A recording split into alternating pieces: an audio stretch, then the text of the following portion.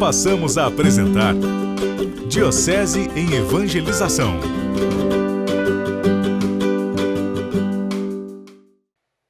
O Messias esperado por Israel era um Messias poderoso, um líder político que viria para exterminar todos os inimigos de Israel e libertar Israel, melhor dizendo, das mãos do Império Romano.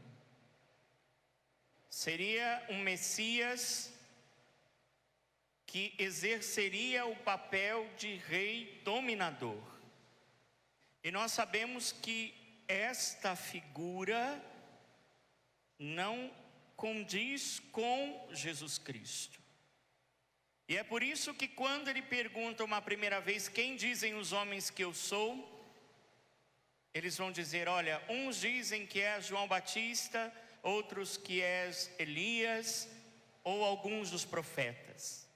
É essa a visão que o povo tem de Jesus, porque um Messias que eles esperavam não podia ser como aquele homem, misericordioso, amoroso, que não era a favor da violência.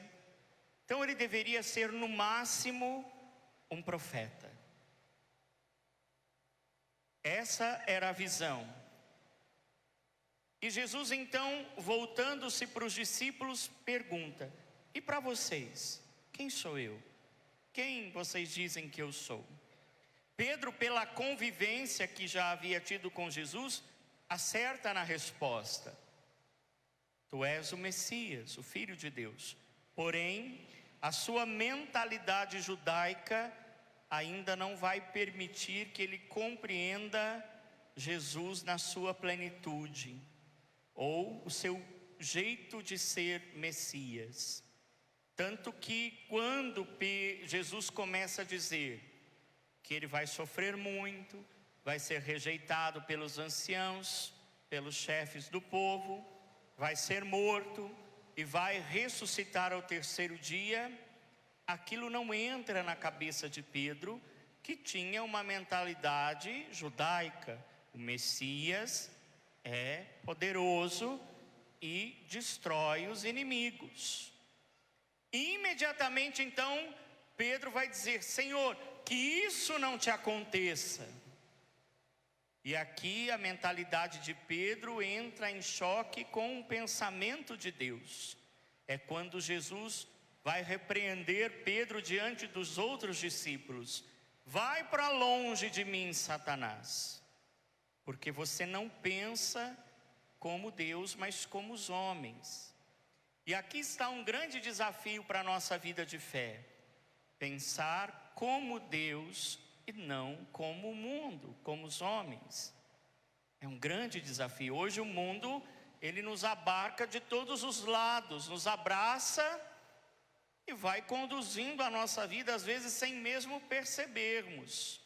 E quando menos percebemos, estamos pensando como o mundo e não como Deus.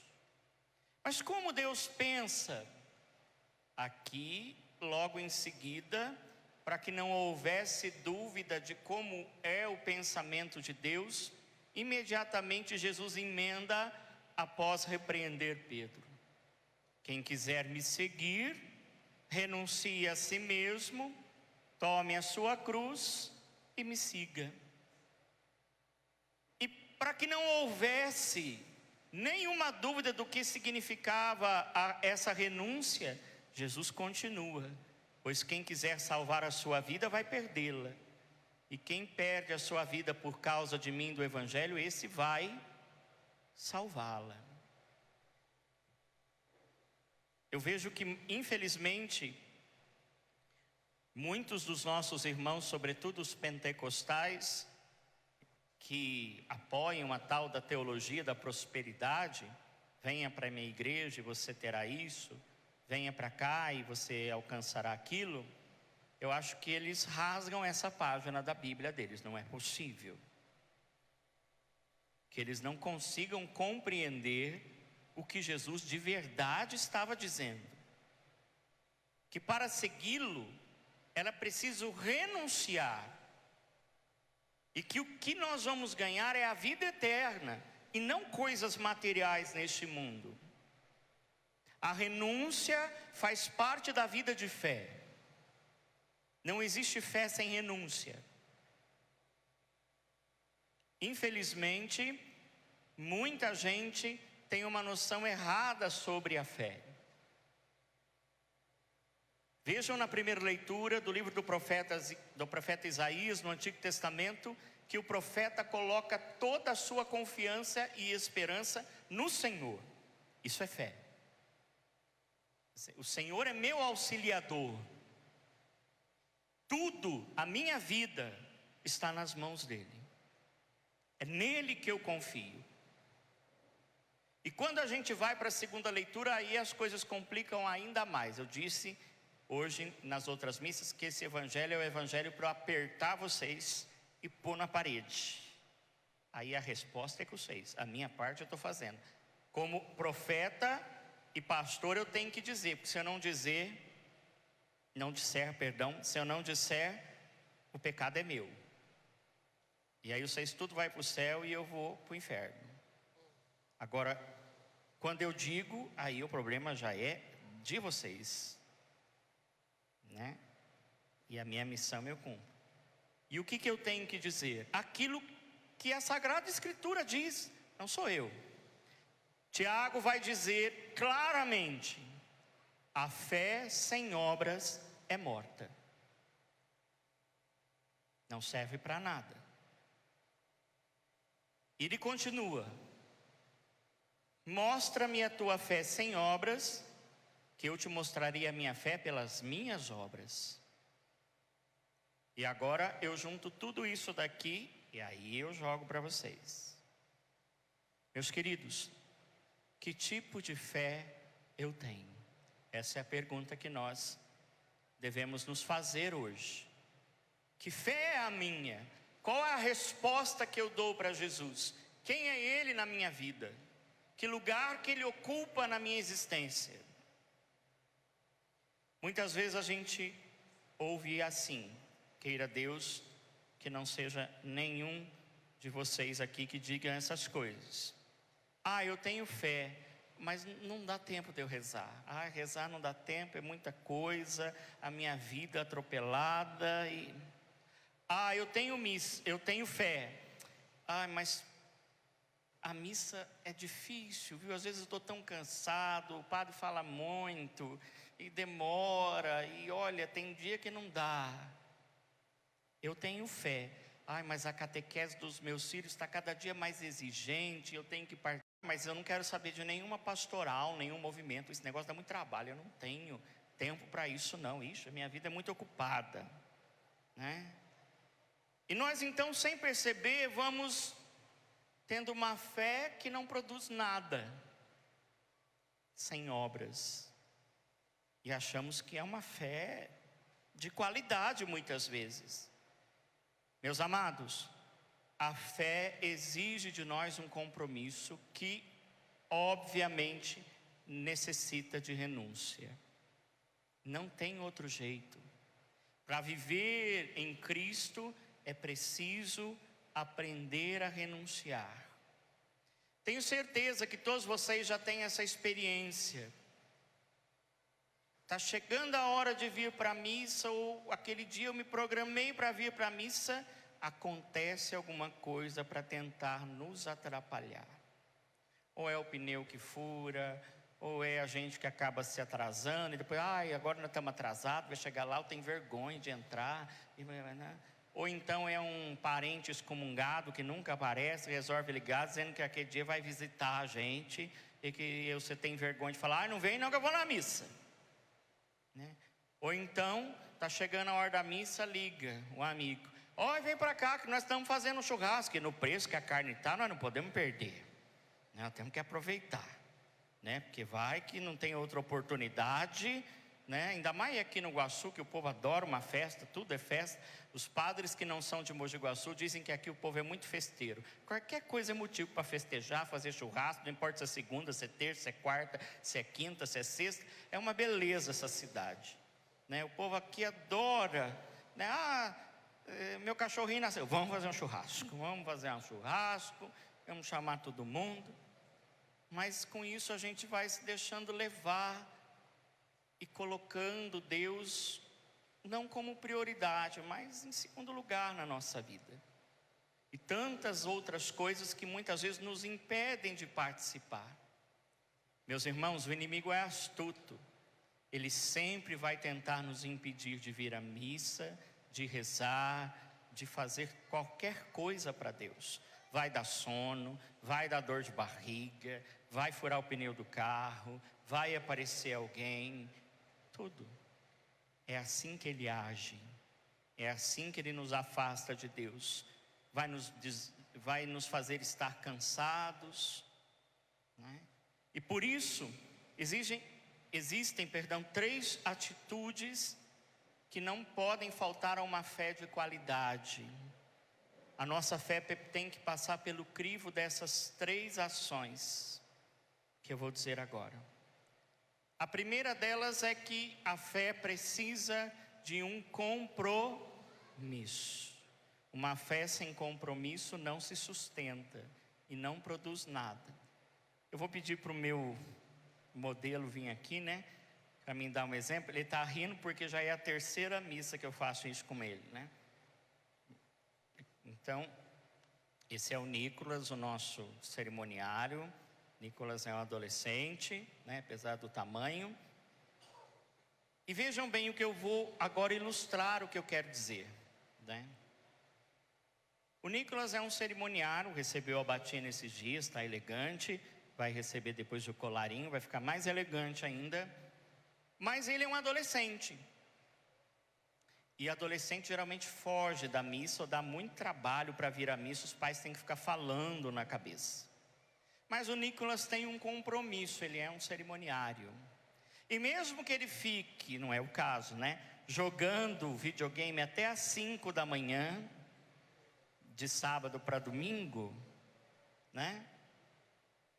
Ele tinha que estar aqui hoje. Essa já é a 3ª missa dele, porque hoje eles se dividiram com o tríduo da Santa Cruz. Então, como os cerimoniários são os mais experientes, eles têm que ficar junto com os mais novos, né? Então ele veio na missa das 9. E como ele tem um compromisso de estar aqui na missa das 9, e ele ficou acordado até às 5 da manhã, poderia ser que por volta das quase 8 horas ele dissesse: eu estou com muito sono, fui dormir tarde. Se ele não tivesse este compromisso, ele não viria à missa das 9. Mas depois eu vou na outra missa. A gente sempre faz isso e nunca vem quase, né? O que eu quero dizer? Que o compromisso nos ajuda na fidelidade. E que mesmo que eu não esteja tão disposto muitas vezes, eu tenho um compromisso que me faz ir até Deus. E depois eu percebo que era realmente lá que eu deveria estar. É o meu lugar. Obrigado, viu? Então, quando a gente não tem um compromisso, com certeza é muito mais fácil se desviar do caminho de Deus. Tem gente que quando não tem compromisso não vem na missa. Não tem nenhum compromisso hoje com a igreja, então não vou na missa. Só vem quando tem compromisso. Então, muitas vezes nós nos deixamos levar. Por isso eu pergunto: qual é o seu compromisso de fé? Com o que você está comprometido? Então a primeira coisa é essa: eu tenho que ter um compromisso. Não sei se você está numa pastoral, você está num movimento, você vai ajudar a ler. Pelo menos o compromisso me faz ser fiel, me ajuda. Não, eu não posso, né? Porque sempre tem aquelas coisas de última hora que aparecem para tentar nos tirar do caminho de Deus. Como eu disse, isso é mais comum do que a gente imagina. Porque a gente pensa que o demônio só age por meio de possessão. O cara está possuído, então não, o demônio age de diversas formas. E às vezes tão sutilmente que a gente nem percebe. E essa é uma delas. Tentar nos afastar de Deus de diversas formas. Às vezes com um simples pneu furado ou com algum outro compromisso qualquer que aparece de última hora. A segunda coisa é que a minha fé, como diz São Tiago, tem que produzir, tem que se refletir em obras. Quais são as minhas obras de fé? Que eu faço? Que eu tenho feito? Que às vezes uma fé que não produz nada parece que é simples. Mas qual é a obra da minha fé? E por fim, a fé exige renúncia. Entendam uma coisa, amados irmãos, vocês sempre terão que deixar alguma coisa por causa de Deus. Não tem outro jeito. Não existe fé sem renúncia. Não tem como viver uma fé de verdade sem deixar nada. E não é tão difícil de entender. Basta ver você que é casado ou vai casar. Você tem que renunciar a inúmeras coisas para poder estar com aquele que você ama. E depois que casar vai ter que renunciar mais ainda. Todo compromisso exige renúncia. Eu gosto sempre de dizer assim, você pode casar com quem quiser, mas depois que casou, é só isso. Eu gosto de dizer que o casamento é o único lugar onde a gente escolhe onde quer ficar preso. Essa é a realidade.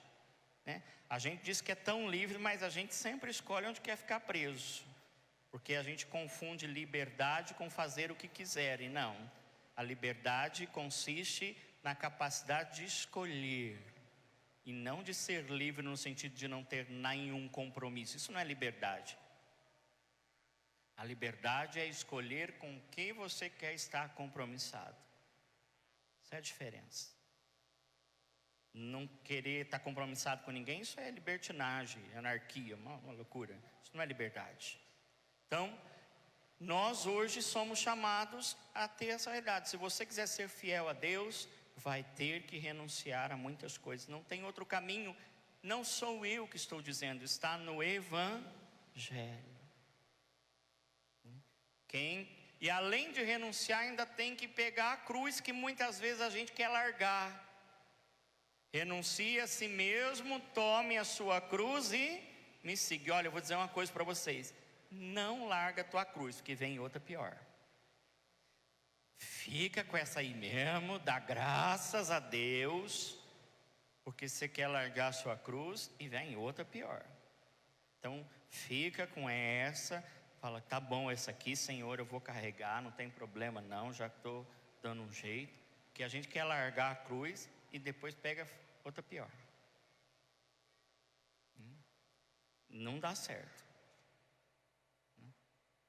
É igual eu não vou falar. Eu vou falar porque eu não aguento, Não tem jeito. Não, padre, eu vou largar desse marido porque ele bebe muito. Aí arruma outro que bebe o dobro. O outro bebia e ficava dentro de casa. Esse ela tem que buscar caído na calçada. O povo é fim do mundo. Vocês já devem conhecer gente assim. Ah, não, eu vou largar desse emprego que é muito ruim. Aí vai trabalhar no outro pior. Então fica com essa cruz e carrega, porque a outra pode ser pior. E a gente é uma mania de reclamar das nossas cruzes, sendo que são elas que nos ajudam a ficar mais santo. A cruz é para a nossa santificação, para a nossa salvação. Então as 3 palavras que eu já falei demais: compromisso, obras e renúncia. Toda a fé verdadeira tem que passar por essas 3 coisas. A fé tem que levar a um compromisso, ela tem que produzir obras e ela é feita de renúncia. Diocese em Evangelização.